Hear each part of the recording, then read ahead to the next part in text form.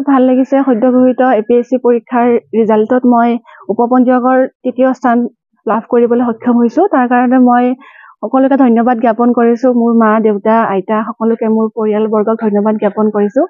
মোৰ খুব ভাল লাগিছে এতিয়া। তোমাৰ পঢ়াৰ ক্ষেত্ৰত ক'ত পঢ়িছিলা?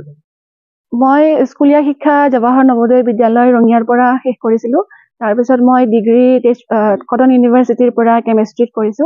দেন মই মাষ্টাৰ্ছ তেজপুৰ ইউনিভাৰ্চিটিৰ পৰা শেষ কৰিছিলো। কোচিং মই কৰিছিলো, অনলাইন কৰিছিলো।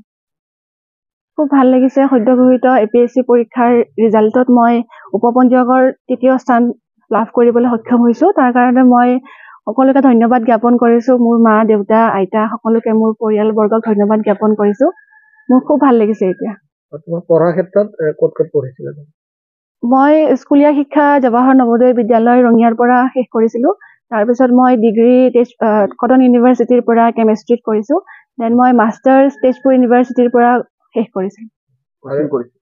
কোচিং মই কৰিছিলো, অনলাইন কৰিছিলো।